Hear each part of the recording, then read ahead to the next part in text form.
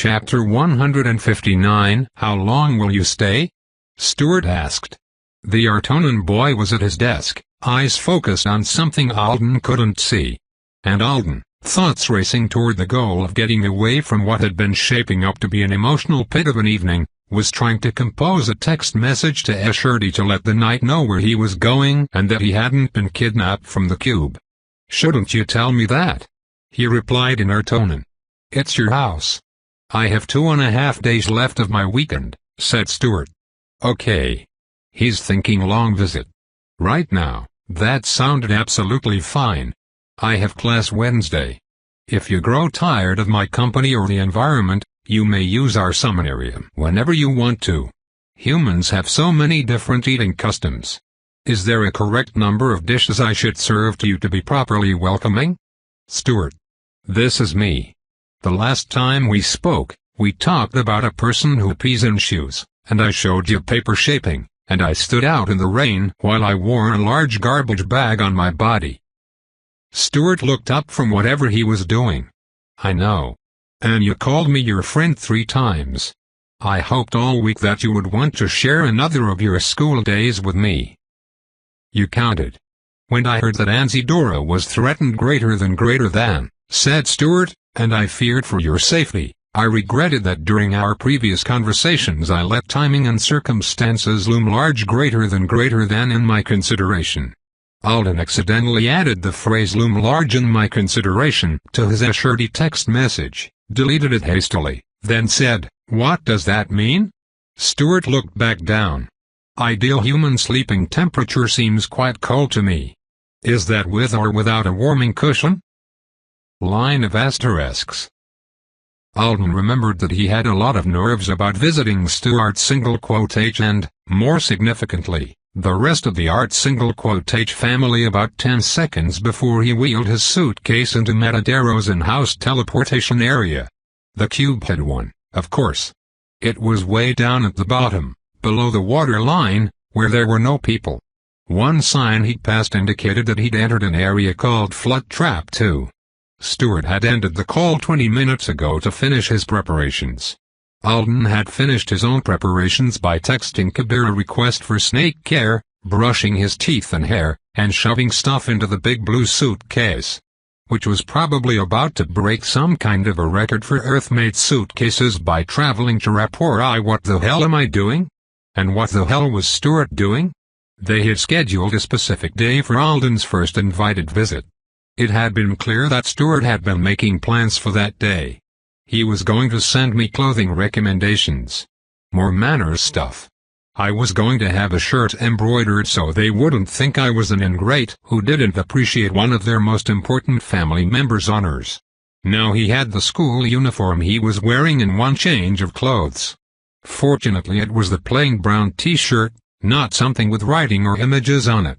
He'd been conscious of that since Stuart had mentioned it, and he'd brought it along because he thought he'd be spending more time here at the cube around a bunch of Artonans. This is just a different bunch of Artonans. No big deal. The most important bunch of Artonans. The bunch of Artonans that had just had some kind of a disagreement with Stuart that might have been, probably was, about Alden. There are the nerves, he thought, swallowing as he stepped into a wide teleportation alcove with an arched ceiling. Hey. Bright side. Social worries are keeping me from being freaked out by the fact that this is my first time teleporting away from Earth since February.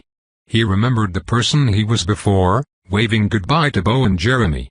The freshly purchased red coat. The fear mingling with excitement. System, if anyone on my priority contacts list calls, send it through at my expense without giving the long-distance notification. He tried to think of what else there was a person had to do before ditching the planet. Surprisingly little in this case. A message from Escherty arrived. Alden had felt bad texting the night when he was busy cleaning up Sinker Sender magic, but he guessed he shouldn't have, since Escherty's replies had made it seem like he was pleased with the turn of events. Although this one said, "Do not let anyone tell you the elders croak. I will be better at it than them." About a minute later, the official invitation to visit Rapport arrived. Alden had been a little worried that it would look like a summons, complete with payment and a timer. but it was an image of a handwritten letter from Stuart, hovering in front of him while the system translated the writing into English. Samuel Alden Thorne of Earth, welcoming you as my guest would bring me happiness. Our household would be enlivened by your presence for a day or a year. Our fires are warm, and our bowls are full. I await your answer in the house of Genothart H. Being his son, and of age to offer the house's welcome, Sina Stuart H. It was followed by a teleportation offer. No timer. The formality is a lot. But that's such a welcoming invitation really. And the primary finally had a name. Alden would probably think of it 1% as often as he thought primary, but it was still good to know. What do I actually call him to his face if it comes up? Hello, primary? Primary Genothart H. HN Tyon Genothart H. Mr. Stuart's dad? I was supposed to have a whole month to figure this all out. What's happened over there? He had no idea what to expect when arrived at the Summonarium. Would there be 40 knights and wizards there? Kids? The primary and his spouses? Is it weird to be wearing my school uniform? Should I change into the t-shirt? He took a breath and straightened his outfit. He told himself the H family was not scary. He'd served some of them third meal, after all. All right. Let's go to Ortona. I accept the teleport. Line of asterisks. He lost awareness of his body, of anything like a world around him. He gained that clarifying awareness of himself. And, then, he was breathing in the air of another world. He stood in the H family's huge summonarium, right in the middle of a design painted on the stone floor. The only other person in the room was Stuart. He was wearing a nervous expression and an outfit that was a little more festive than any Alden had seen him in before. Still nothing as elaborate as the clothes some fully qualified wizards wore on a daily basis, but it was noticeable. The gray tunic was nearly knee length, and the wide belt of matching fabric was embroidered in a slightly darker shade. The centerpiece of the embroidery was unusual, a round shape with a lot of spiky protrusions that Alden couldn't quite identify. And the sleeves of the tunic were wide enough at the wrist to reveal a purple lining when Stuart held his arms outstretched, as he was doing right now in order to present Alden with the physical copy of the very invitation he'd just seen a picture of. Here we go. Guest manners on. The last time he was here, he'd been a freshly affixed house wanderer, sore, covered in dirt, and nudged along by the suggestions of the Ortona colonel. Now he was here purely by choice to see Stuart H, just hours after hearing that he might never see him again. If the inviter wanted this to be an occasion, then the invitee could accommodate. Alden let go of the suitcase handle and stepped forward to accept the small paper sheet with both of his own hands. Thank you. I'm very glad to be here. I had been anticipating our usual conversation, so the chance to see you in person is an unlooked-for treasure. He was super proud that he knew how to say that last part in Ortonan, and that he knew it well enough to be fairly confident it met the moment. Stuart smiled and visibly relaxed in the same way a tense bow might have relaxed if Alden had said, "Sup, asshole." Here at the sibling hold greater than, we have more than one set of house stationery, Stuart said, obviously under the impression that Alden was staring so hard at the invitation because he was examining it, not because he was having a major epiphany about it being possible for swearing and formality to serve the same function. And Alice, her children, and her spouses all use brown ink for their invitations. I meant to prepare better before I came to see you in person, Alden said, looking up. I was going to wear the commendation the way we talked about and try to learn the names of all your relatives. And I was going to think of a small gift. A lot of humans do that, a gift for the one who invited them. Your presence is the gift, Stuart said graciously. Alden stepped back over to get his suitcase. Is your leg well enough for a walk? Yes. It's not serious. Escherty said you almost drowned. Surprised, Alden whipped around. You talked to Escherty about me? When? Why? You told him you were worried I wouldn't be able to call because you were at the place humans call Matadero.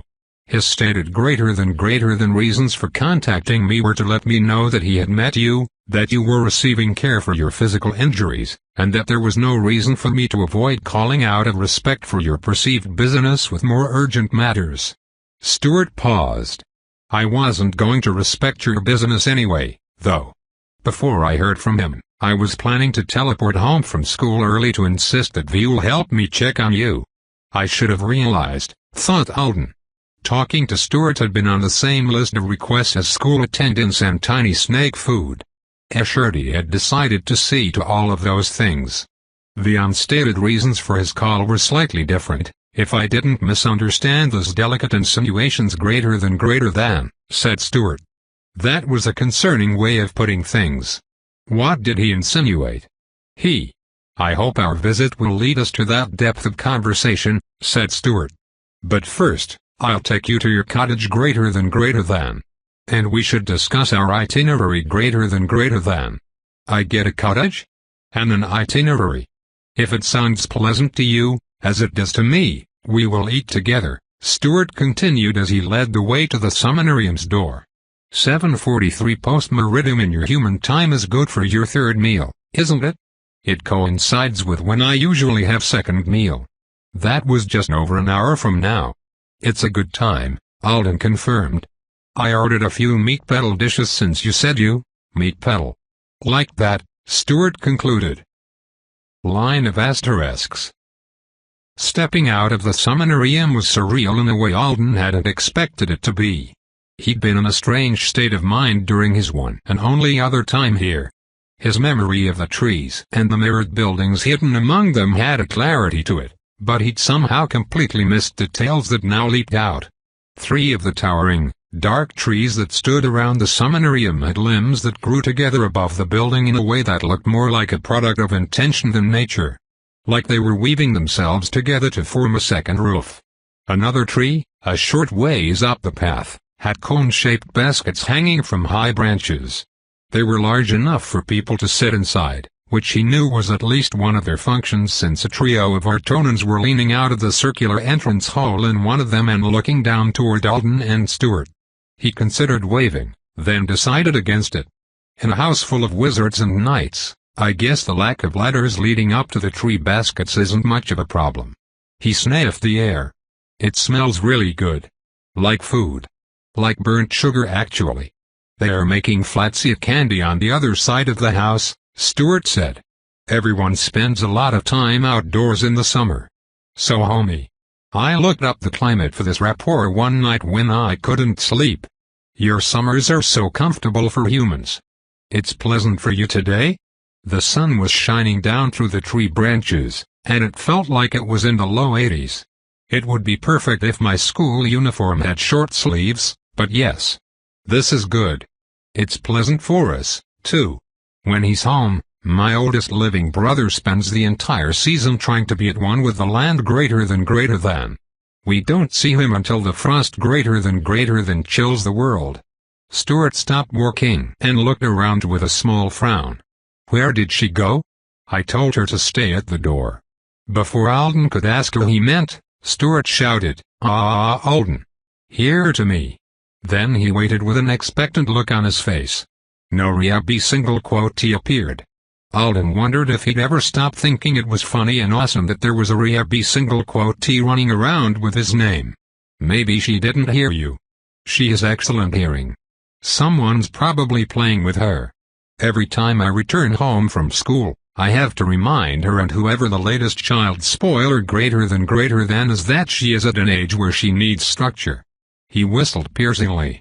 A moment later, Alden followed his gaze to see that a redhead had poked itself out of the occupied tree basket up above them. Stuart pointed at the ground beside his feet. The Riabi single quotee took her sweet time emerging from the basket. Stuart kept whistling and pointing. Finally, she took to the air. The webbing of her wings glowed like a lantern with the midday sun above her. She looks amazing, said Alden. Keep your arms at your sides, Stuart said. She doesn't have her club lunks on, and she'll shred your sleeves if she lands on you.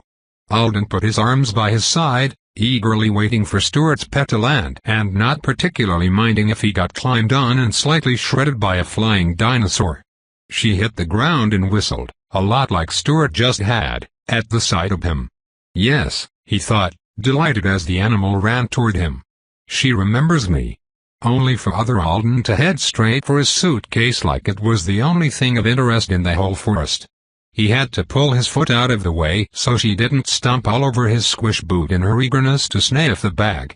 She chomped on a zipper and tugged. "No," said Stuart. Other Alden looked at him. She seemed to consider the instruction for a moment before tugging a little more. "No."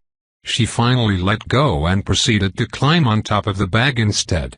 They had to fight her for it to get going again, and Stuart ended up apologizing several times while Alden the human tried to coax the pet into acting like he was as interesting as his luggage.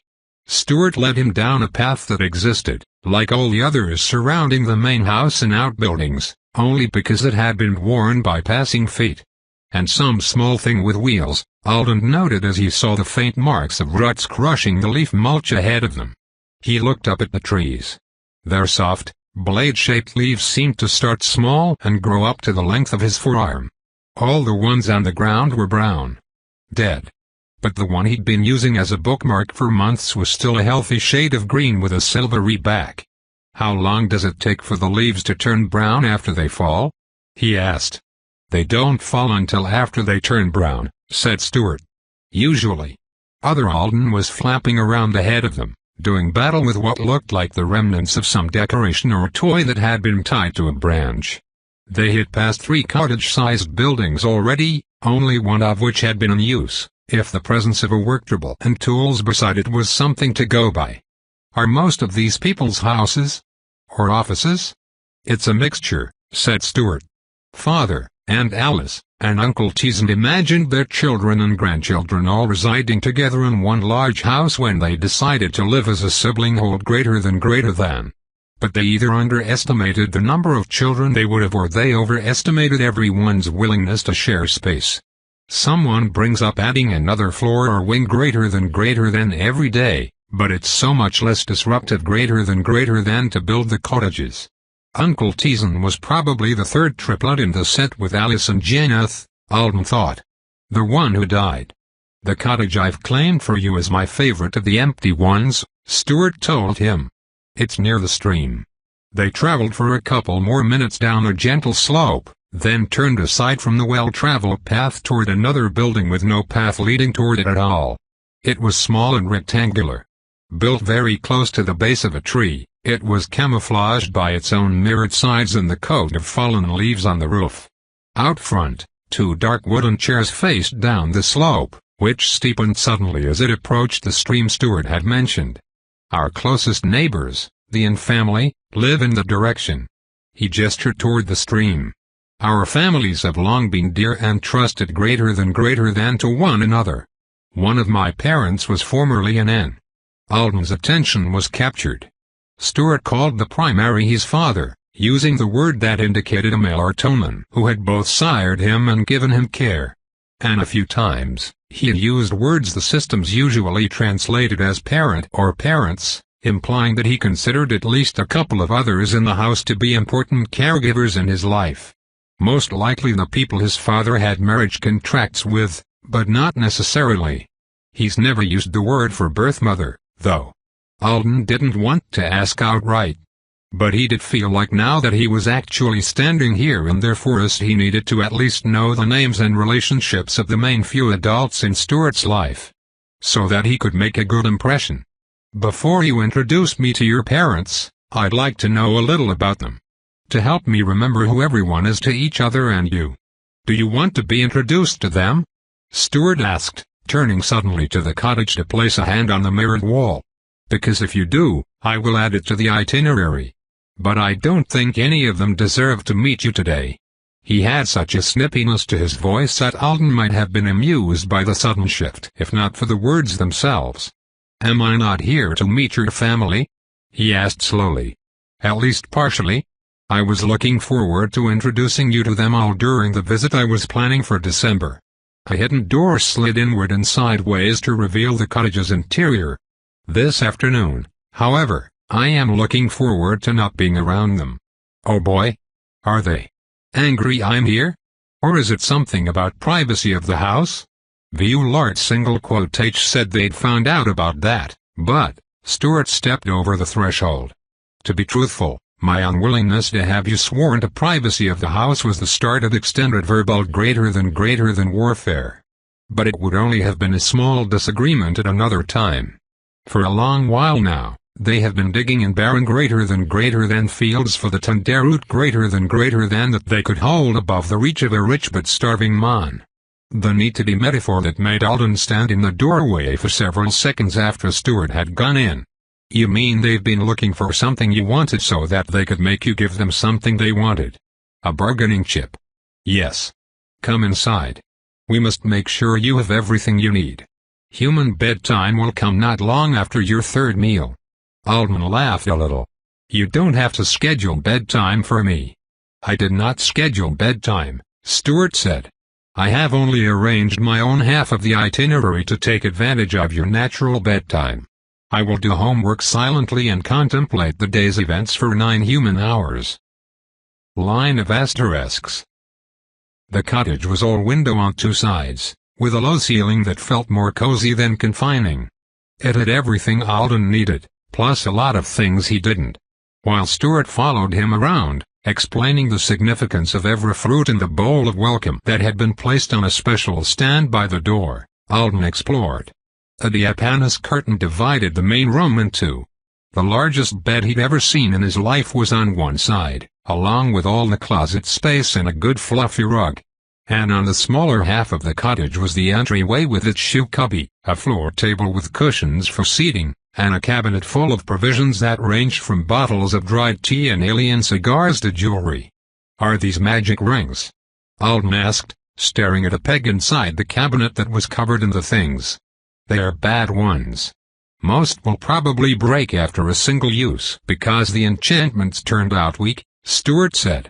But not everyone who stays feels like casting spells. This way they can quickly air out the cottage or send a message to the main house by grabbing a ring. If it doesn't work, it's not serious, but if it does, it's convenient. Not everyone feels like casting spells. I see. Alden nodded and shut the cabinet. Having seen everything, including the bathroom, there was only one thing left to do.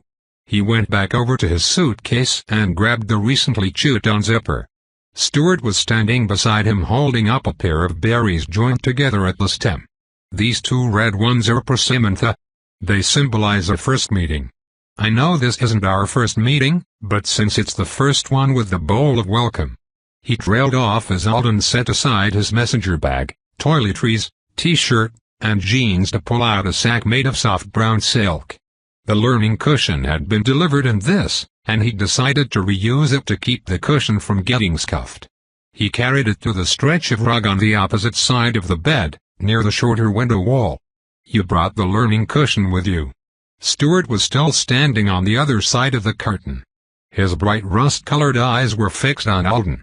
I was planning to sit on it tomorrow and practice some spells in my hospital room, learn. So I had it with me when you called. Of course I couldn't leave it behind. Some wandering human might have abused it. Some wandering wizard might have stolen it. Alden knelt on the rug and freed the cushion from its wrapper. Dark leather, gold and silver logograms around the edges, the hidden pocket he was going to find a promise stick for.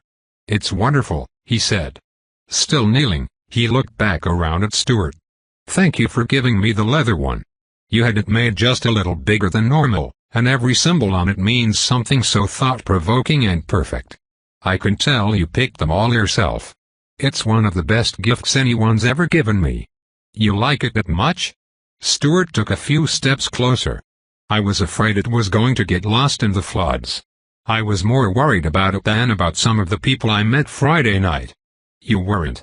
His face was somewhere between horror and delight. I was, Alden insisted.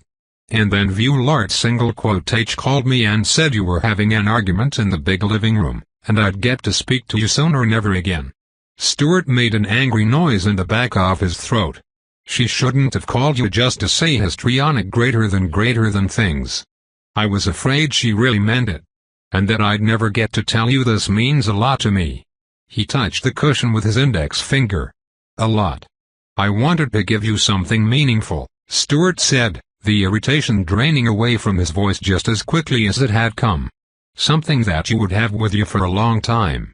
He looked down at the fruit bowl and finally set it back on its stand, before working the rest of the way over. He passed through the gap in the curtain, his bare feet sinking into the deep carpet, then he squatted in front of Alden until they were eye to eye. "What happened to you?" he asked. "I heard enough from Asherty to know it was a life trial greater than almost as difficult as the one you've already endured." "No," said Alden. "It was only a single night." After a moment, Stuart gave the smallest of nods. "I did think a contract was failing again," Alden admitted. "Even though it wasn't. Even though I knew, logically, that it wasn't. And after Asherty rescued me, I still felt deep inside that maybe Earth was on the edge of ending." He remembered being pulled from the dark water into the light. He had seen a mountain of death frozen against the dawn sky by the power of a single night. He had seen the results of a healthy contract, the triplanets, and Avowed working together. Just a few hundred dead from an event that could have killed tens of thousands. He thought there was a comforting lesson there, all laid out in front of him. But it was one he couldn't absorb, couldn't feel, even though in his head he knew it to be true. Stuart's mouth opened again. "You're doing that thing where you take us straight to Serious Land," Alden said before he could speak. "Serious Land? I can't say Modin or Tonin. I had a question for you, too, though. Your sister said you were trying to explain something to your family in the big living room. She said none of them understood. What was it?" Stuart stared at him. Alden had almost forgotten what a remarkable starer he was in person. "You don't have to tell me, obviously. But I want to understand whatever it was." "I don't know about that," Stuart said. Quick rejection of the offer, Alden thought with a wince.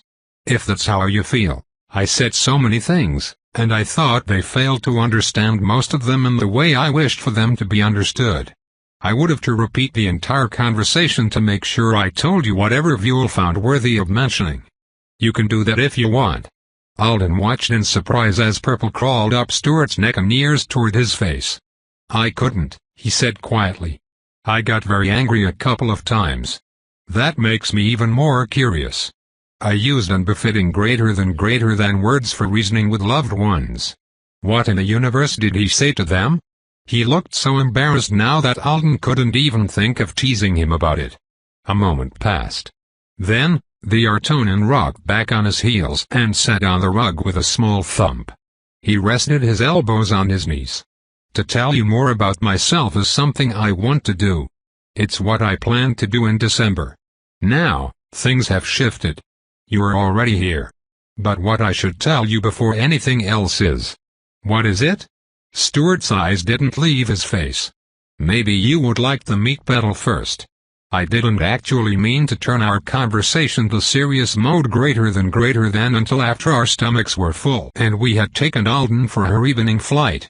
I was going to approach the subject of our friendship on soft feet. You don't have to worry about soft feet. You can just say whatever it is. And then we can recover by eating meat pedal." "All right," said Stuart. His voice was calm now. "Most of the people who know me best think I'm likely to die soon." For a moment, in the wake of that statement, the cottage went so horribly quiet. "What are you saying?" Stuart single quote H. "I don't want you to say this. It's because of a choice I've made. If I turn away from that choice, there would be no risk to me. But I will not turn away." "Why?" "I'm telling you because I want friendship with you very much. Maybe even a friendship of oath someday. But you should know which way I go, and that it is not without danger." Stuart hesitated, then added, "Do you still want to be friends? If it's like this?" He waited. Slowly, his expression, ever so faintly hopeful, grew stiffer. We could still be friends of some kind next year," he said, looking away at last. "After the worst of the danger is past. Others have chosen to wait for that, so I'd under."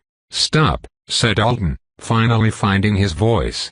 Stuart's head jerked back around to face him. "Do you think you're going to die?" "No," Stuart said. "I know myself better than they think. I will endure my trial. I will fulfill myself and forge greater than myself. I will become what I have chosen. And I will live." "That's right," thought Alden, taking in the way his jaw was set. "Shouldn't let myself forget. This is the place where Intensity 99.9 got its name." Just a few feet away from them, a curious Rehab single quotee was smashing its red snout to the window, leaving a trail of what looked like snot in its wake. Chapter 160. "Are you sure?"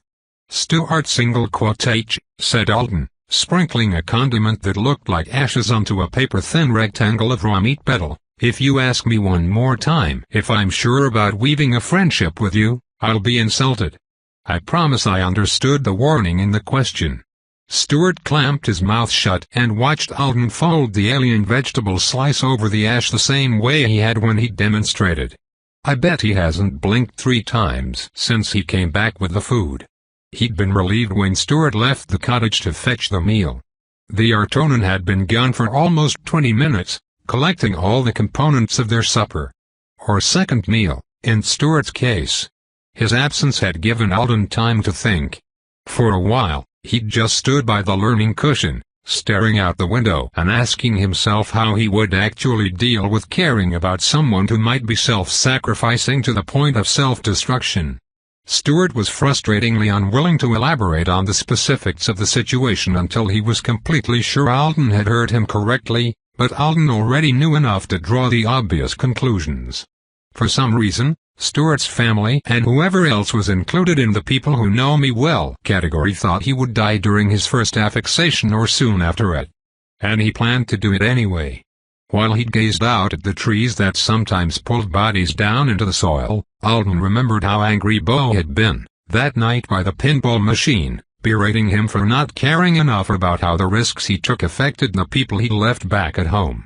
It wasn't the same, since Alden's deal with Roden had been the product of an hour's thought, and Stuart's decision was most likely the product of a whole lifetime's worth. But he still almost called to apologize to Bo again. The only reason he didn't was because it would freak his friend out. And because he couldn't think of how to be fully honest about his current location without making the freak out an extended one. Instead, he had changed into his t-shirt, slid the cottage door open wide, and dragged the floor table over to it.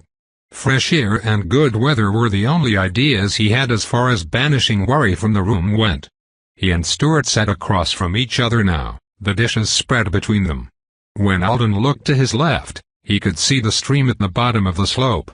"We can catch shiny water bugs greater than and put them in jars if you want," said Stuart. "There are a lot of them this time of year." "Znsees?" Alden tried the new word out. "A jar full of them makes a decoration for the night. And then you let them go in the morning." Alden dropped his alien vegetable creation onto the flat stone Stuart had heated with a spell. While it sizzled, he reached for his favorite thing on the table. They had 3 different dishes total, the slices, skewers that alternated the peach-colored meat betel with chewy green blobs, and K-Rethken very similar to the ones he had eaten on Ortona too.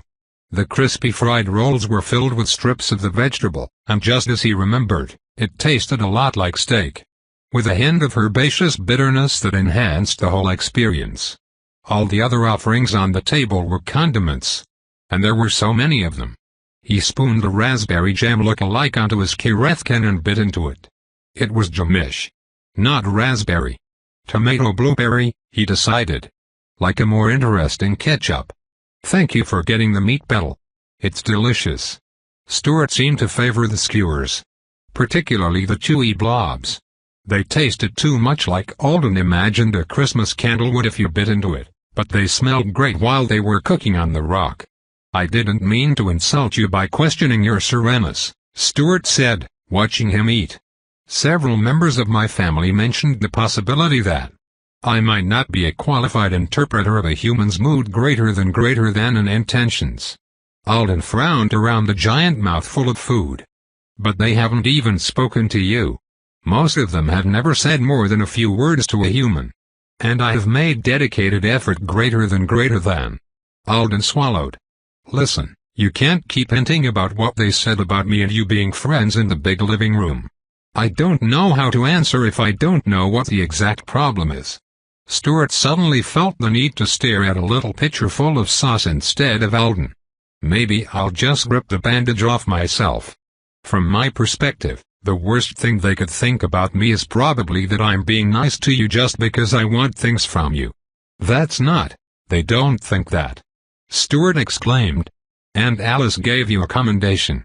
They all know you sacrificed your body in protection of Kiv B. I have all of her latest messages for you, and if they had dared greater than to say something so an obscenity implying extreme stupidity greater than about your character, I would have called upon her to describe your every wound to them in detail until they felt shame.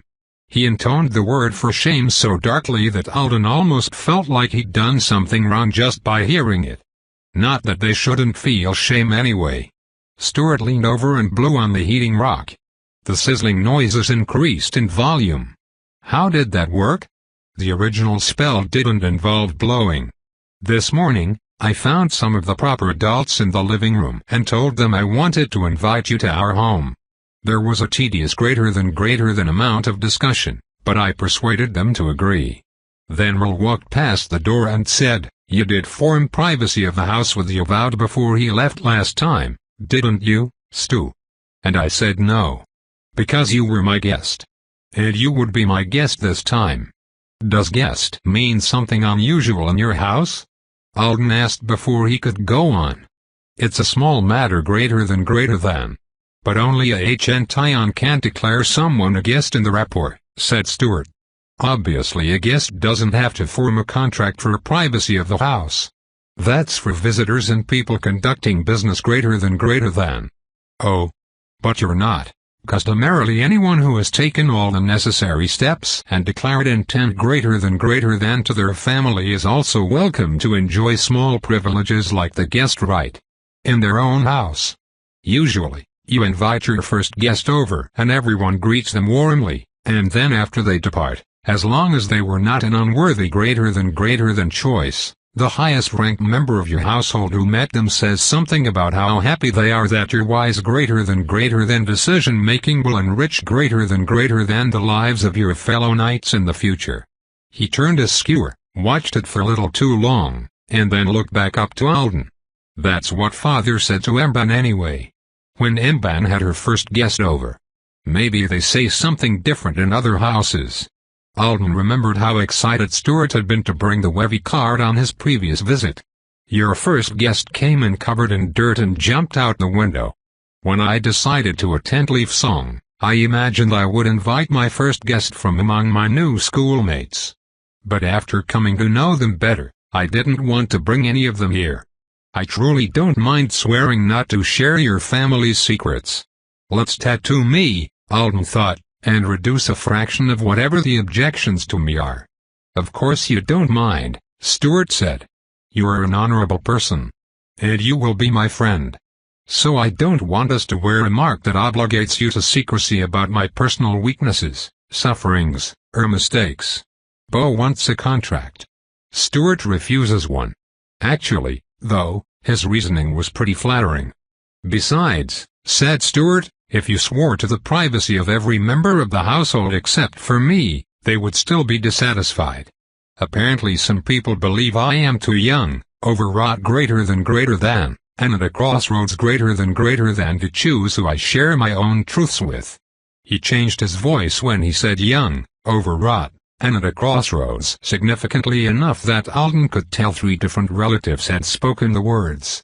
After all asked that, everyone attempted to explain to me that an acquaintanceship with an avowed had to be managed responsibly.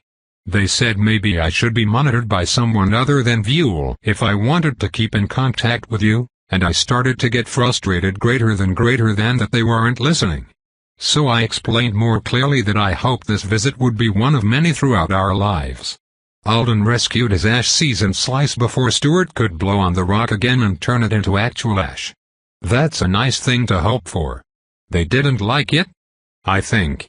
Before then most of them may have assumed I was still making amends greater than for my mistakes on the day we met. and that I would naturally stop at some point. When they realized I didn't view our conversations as a temporary project greater than, the arguments started. The confirmation that the majority of the art family considered Alden a very good person but not good serious friend material stung, but not as much as he would have expected.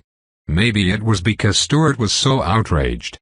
Or maybe it was just because Alden had a couple of concerns of his own that he had been ignoring, and he could imagine the adult art having similar ones. "We live very different lives," he said while he watched Stuart angrily chew another one of the green blobs. "I doubt many future knights are out there right now becoming close friends with Avowed." "No. They aren't." He looked toward the stream and beyond it. Now is the time for them all to focus on strengthening their relationships with each other. Alden watched him closely. Had Stuart wanted other night hopefuls for friends and missed out somehow? And then Leaf Song had been a bust, too. And now he had brought home a B-rank rabbit from Earth, one who it probably looked like he had fixated on after a bizarre limb loss incident. Maybe his family is just confused. It was a confusing situation if you hadn't been one of the two parties involved. "Did your family mention the power imbalance between us?" He and Stuart hadn't touched on it since their first phone call. "The topic was assaulted at length and from many directions," said Stuart. "But I assured them you weren't only talking to me out of politeness, fear, or a sense of duty." And Viol agreed with me when she troubled herself to stop by the living room and add her voice to the discussion. "True. I'm talking to you because we have great conversations and it's fun." Alden took a bite so that he could think for a second more. He almost didn't want to bring up what, to him, was the obvious thing. Maybe it was so obvious that it would be offensive to the Artonan boy. Or maybe it wasn't clear to Stuart at all, and he'd argue. And then Alden would be having a fight about a personally sensitive topic with someone who was on his way to becoming one of the universe's protectors at an extraordinary cost. He swallowed. "I'm just going to say this even though it may not need to be said, because it will be heavy for me if I don't." Stuart paused halfway through pulling a piece of meat betel off his own skewer.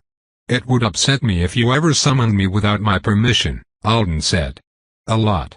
What he wanted was a shocked expression and a wide-eyed Stuart declaring that of course he would never. He didn't get it. Stuart blinked a few times, set his food aside, and looked toward the stream again. While Alden fidgeted in his seat, expecting some kind of answer to come any second, the Artonan continued gazing into the distance with a slight frown. There was an unidentifiable change to his posture that made him look older. Finally, after an agonizing wait, he said, "I want you to have a life that is free from horror. And free from shitty. And joyful all of the time, not just some of it." He's repeating what I told him I wanted out of life during our last call. I have to stop teaching him English swear words. They sound too strange coming out of his mouth. So I would like to promise you that I would never summon you against your will, even in a time of dire need greater than. But I don't think the oath I've sworn and will swear again allows me to speak that promise truthfully. You don't think?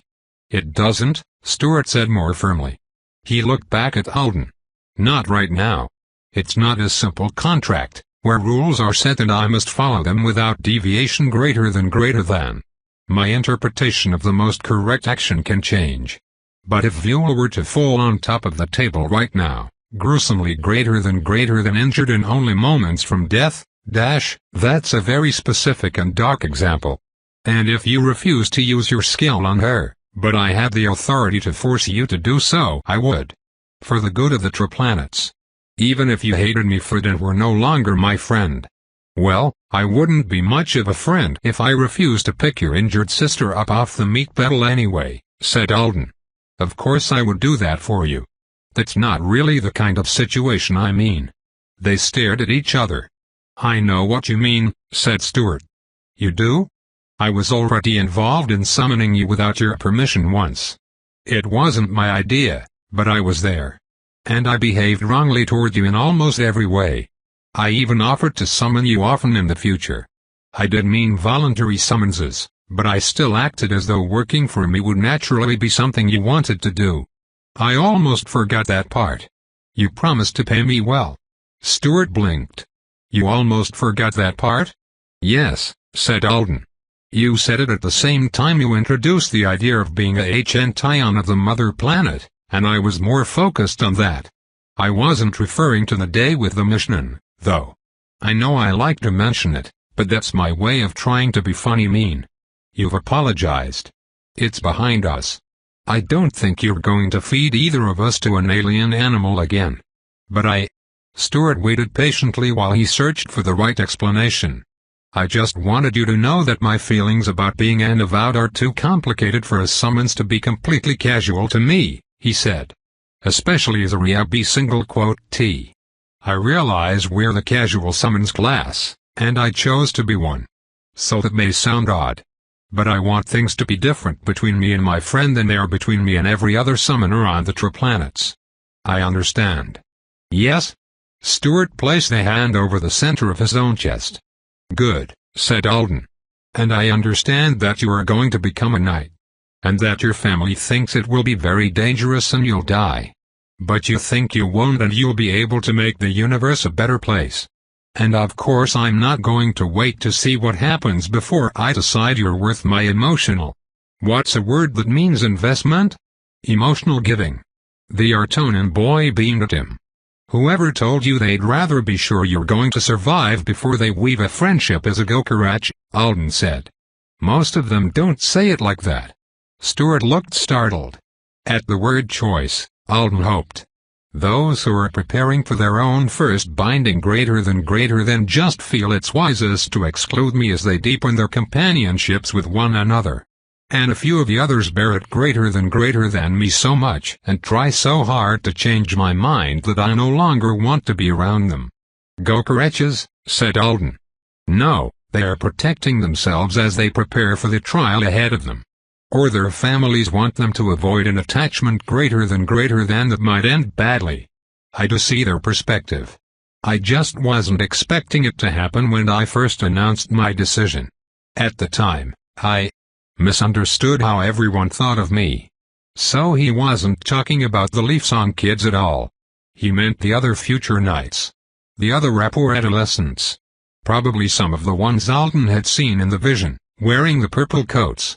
The ones who are choosing the same thing Stuart is. Still. There's a famous new song on Earth that I think you need to hear, said Alden. It applies to this situation. I'll get my tablet. Line of asterisks. Line of asterisks. Let me give her the suitcase now. No. But she's crying. She's not crying. She's gurgling greater than. Because the last time she gurgled, you came and took the message from her instead of making her perform proper delivery. Alden the RIAB single quote T and Alden the RIAB single quote T gave Stuart pitiful looks. They'd taken a walk upstream until they reached an area that was out of view of the house and cottages to have their training session. The blue suitcase, which Alden had volunteered as a reward, was just behind him. But Stuart had illusioned the spot it sat in so anything standing there was invisible. The red RIAB single quote T got so excited every time Alden produced the case. Now she stood halfway between the two of them, claws gripping the top of a root. She wore a lightweight harness with a tube that could be filled with whatever she was delivering. The trick she was supposed to be learning was a flappy hover, with the message tube turned toward the recipient so that they could take it from her without her landing. But she didn't want to flap in place right now. Just wait. Stuart was sitting far enough away that they were raising their voices to talk. He was on his own giant root, on a cushioning spell he'd cast with a chant in a plant that looked like a tangled-up dandelion head. He'd produced it from a small belt pouch that was hidden by his tunic. She'll do it soon. Alden had a cushioning spell, too. It felt like sitting on a marshmallow that was slowly sinking. And it smelled like basil. Alden didn't know if that was the spell or the plant that had been involved in casting it. I have an idea, he said, grinning across the distance. Maybe she'll come to me if I sing. Stuart began to purple. I don't think the numbers below that video are real. I think it's a joke you brewed greater than in the sour cauldron greater than of your thoughts. Tell me how to get Earth Internet here, and I'll show you how answer my thought cauldron is. Philly's songs are popular. Someone commenting on it ranked our efforts, and they said I was the second most enthusiastic flapper, which was minimizing his contribution. He was definitely the first most enthusiastic member of the group when it came to the cannibalistic flapping. That commenter was just sucking up to Astrid. Gokar ratching is now a global hobby on Earth thanks to you. You've changed my planet. That is not how I want to become a changer of worlds.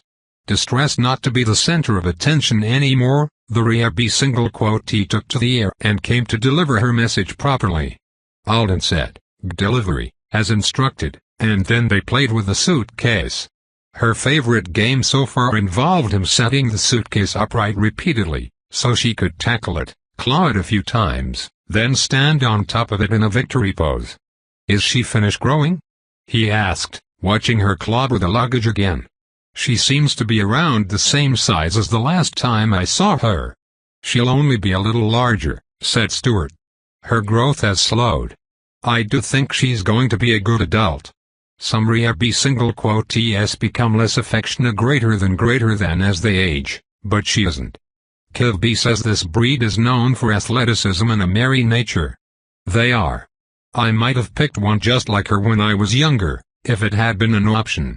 No pets when you were growing up. Stuart watched the Rhea single quotee stomp on the defeated suitcase. "I remember asking for an egg a few times. To hatch and train. Nobody ever said I couldn't have one, but I think there might have been an agreement to distract me from the idea whenever I mentioned it. I would have struggled if there were any mishaps.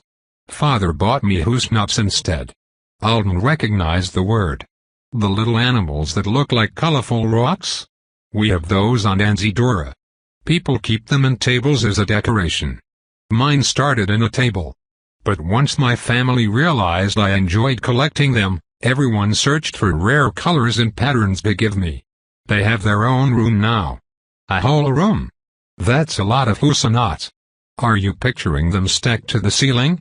Stuart sounded amused. "Maybe. Is that not right? We put the habitat below a transparent floor in what used to be an extra sitting room. You can see them when you look down. They don't all tumble greater than out the door when it's opened. That makes more sense. Do humans pile up some kind of animal like that?" Alden laughed. "No. But we don't have any native pets that pretend to be rocks for days at a time. Can't we add the hoosnut room to the itinerary?" "Yes. Tomorrow morning. We're ahead of schedule anyway." Alden tried not to let his smile fade. "That's right. He'd tell Alden everyone thinks I'll die sometime after dinner and Rhea single quotee working, but we got to it quicker than expected." Stuart, he was planning to ask why, exactly, everyone thought that. As delicately as possible. But at the same time, Stuart said, "Tell me more about Anzidora." "You want to hear about the Sinker Center?" Alden asked. "Obviously I wonder. But it doesn't have to be that. Anything that happened to you since the last time we talked would be interesting. Your days are so similar to my own in some ways and so different in others." "The Artona language instructor you were outraged by is gone," said Alden. "Ah." Stuart's face brightened. "You all performed a righteous scholarly exit, and the school was forced to apologize to you." "No. She wants to live on the Triplanets, so she quit her job to spend time searching for wizards who might want to bring her here." Stuart tilted his head. "I'm confused." We were all a little confused, too. Our new instructor seems much better. She told me to stop coming to class. Now I'm more confused. Let me tell you about Jim. We were in teams, and we... Line of asterisks. Alden talked for a long time, with Stuart interjecting whenever he wanted an explanation of something or found a place where their experiences matched. Stuart thought it was totally normal that Soren had set himself on fire. His own classmates injured themselves frequently trying out new spells. But he found the categorization of brutes into one named class flummoxing once Alden had described some of his schoolmates' powers. Someone who can reshape their own flesh doesn't belong in the same category as someone who focuses on swift movement. They are not similar. Stuart had come over to sit on the same route as him now that they were finished with rehab single quote T training. Other Alden was hanging upside down from a branch high over their heads. Do you think they're similar? Stuart's back was against the trunk, and his feet stretched out toward where Alden sat cross-legged on a renewed cushioning spell. Maybe it's a species accommodating greater than category to aid with their perception of their abilities. I haven't given enough thought to it, said Alden. But brutes are the largest class on Earth, and members of the same avowed class do have a sense of companionship with each other. If we considered every variety of brute to be separate classes, it would definitely change something socially. And brutes do all get a lot of foundational enhancements. The idea on Earth is that they are the group with powers centered on their own bodies. I understand that. Most species struggle to accurately conceptualize greater than the self beyond the physical. So giving you a way to perform magic that feels like an extension greater than of the abilities you already possess is one logical solution. Right, said Alden. Nobody has much trouble using what we call speed foundation points, for example. Learning to safely use the power and take full advantage of it takes time and practice. But just wanting to be faster and doing it comes naturally. Most people know what it feels like to try to run harder, and maybe because of how the affixation is designed, doing it as an avowed seems a lot like the same kind of thing you've always done. With more amazing results. He examined his hands. That's how it feels with these anyway. I think I'd like to have them enhanced until they're about the same as Lutz. For word chains? And for other things. Stuart looked down at his own fingers, interlaced in his lap. After a moment, he said, I'll have mine altered as well. Maybe not in quite the same way as your foundation points. That's an option but not the only one. And I won't choose it during the first binding of my authority. But, eventually. It's a useful change. His eyes flicked up, checking me for my reaction. I already knew knights had their authority bound, Alden told him. I was waiting for you to say it yourself. This morning I asked Ashurti why it's never mentioned, and he told me that it's taboo. And that many people even swear to maintain a respectful silence. Stuart straightened. That doesn't mean you have to stay quiet. Especially not with me. I was trying to do the right thing. I wondered how much you knew, or if you knew at all, and then I decided you didn't. And I was so nervous to tell you. Why? Asked Alden. It's something you do so that you can go to places full of chaos and fight demons better. There's no reason for me to be upset about that, except for the fact that we live in a universe where people have to go to places full of chaos and fight demons. I thought. Stuart said. If I were an avowed and I were to learn what knights were without having known before, and without fully understanding, I might become upset about many things. Something plinked onto the root between them and bounced once toward Alden. He looked down just in time to see it was the zipper pull that had been gnawed off of his suitcase earlier. A heavy flapping and a rush of air announced the arrival of the zipper's new owner, who snatched it up before taking off into the forest with it. She's running from us, Alden noted. She hopes we'll chase her. It's not a fair competition since she can fly, and I'm not going to shoot her down with spells. They watched her land on a distant limb. What will you choose for your skill? Alden asked. If you don't mind telling me. If all went as I hoped today, I had put telling you about it on the itinerary for tomorrow, too. Do you mind waiting? I want to show you a particular spell first, and it will take a long time to cast. He paused. Or maybe me grandly presenting greater than it sounds self-indulgent. Are you joking? Now that I know grand presentation is an option, I'll accept nothing less. Stuart smiled and winced at the same time. If the spell fails now, I'll look even worse. Returning to our discussion of your teammates, I think I would get along with Lucille. Alden lifted his eyebrows. I didn't realize you were selecting favorites while I talked. She's thinking about who she'll be in the future. She's set a challenging goal for herself, and she's willing to suffer humiliation and the bad opinion of others in pursuit of it. How did the final race end for you all? You'd probably get along with several of my classmates. Once you were used to their personalities, Alden said. Anyway, the rope I bought for that day had a piece of smaller, clear string inside it that's usually used for catching fish. Talking about the obstacle course naturally led to a discussion of the dinner at the mall. Stuart seemed to think the event was odd. Shouldn't it have been more formal or more festive? He asked. For an occasion celebrating your acceptance as students at a new school, a casual meal in a public location seems unfitting greater than.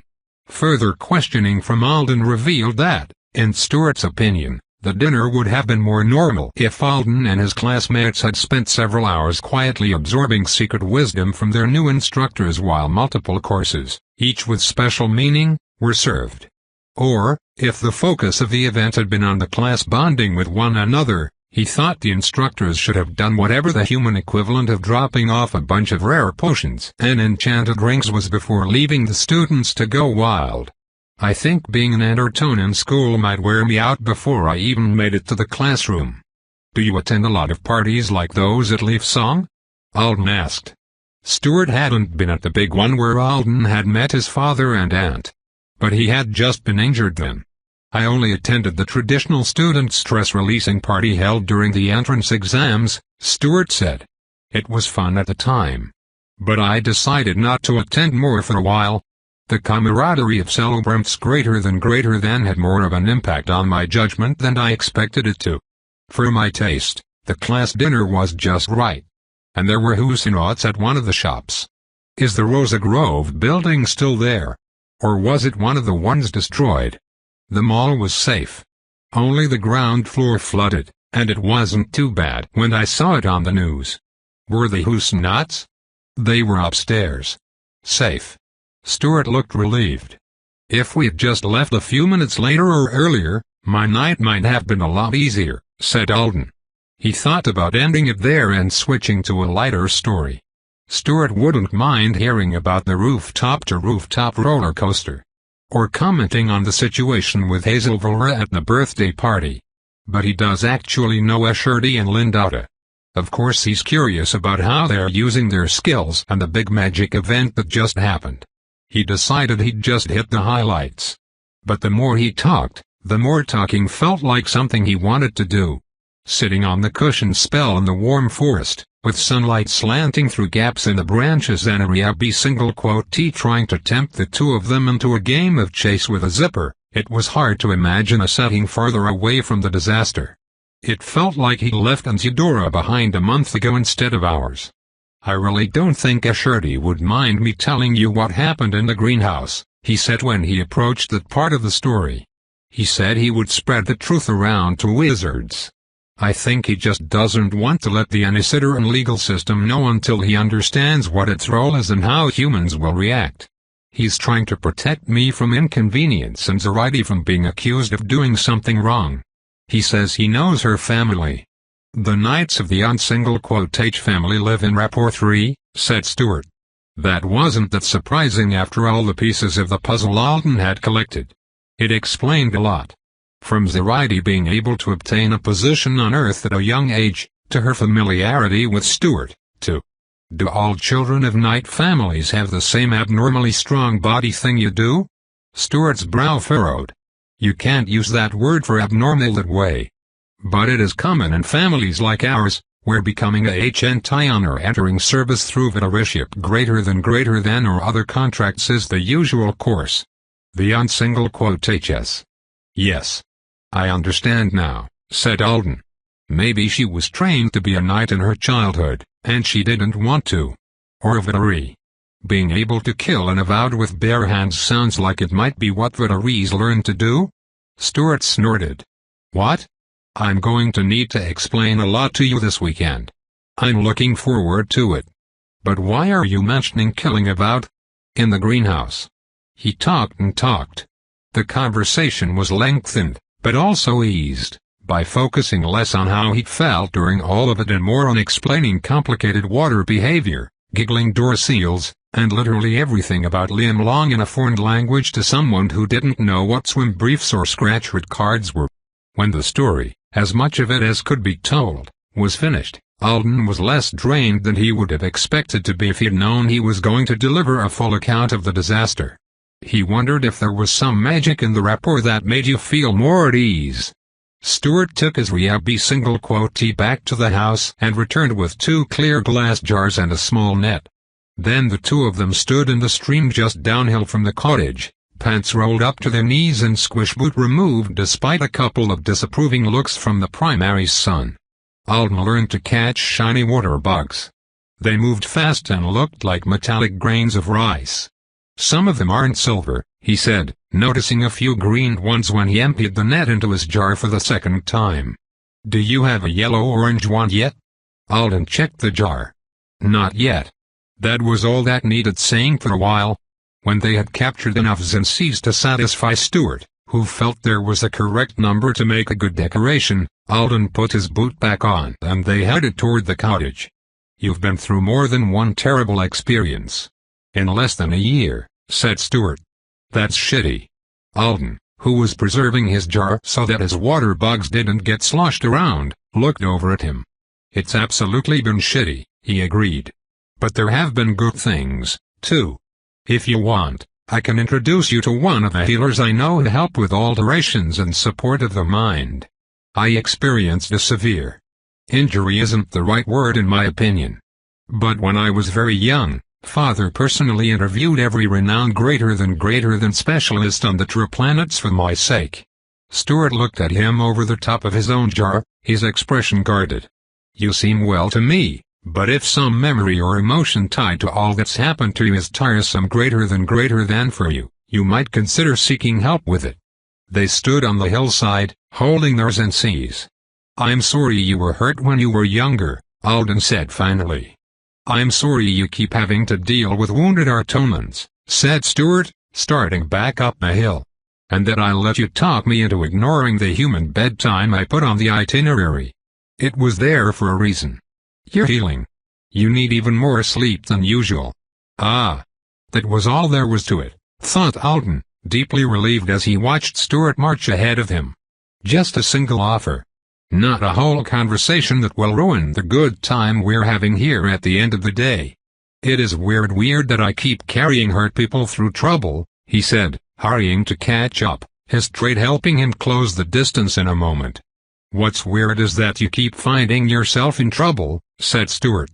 "Carrying someone once you're already there makes sense. Does it? If Lindaughter were there, she would slow something dangerous. If Escherty were there, he would widen fractures. You can stop someone from being hurt by holding them in your arms. It's how you can help, so it's how you do help."